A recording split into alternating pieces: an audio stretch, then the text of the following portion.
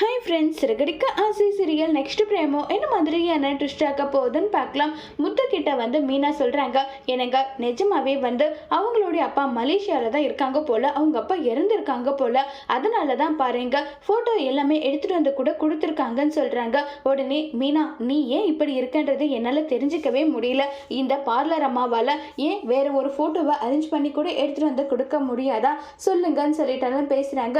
ஆமாம் இல்லை, அப்படியும் பண்ணலாம். நியூஸ்லேயே வராதவங்க திடீர்னு ஃபோட்டோ எடுத்துகிட்டு கொடுக்குறாங்கன்னா இது நம்புற மாதிரியே இருக்கு. இதில் எனக்கு கொஞ்சம் கூட நம்பிக்கை எல்லாம் கிடையாதுன்னு சொல்லிட்டு ரோகிணி ரொம்பவே பித்தலாட்ட ஃப்ராடு பண்ணுறாங்க.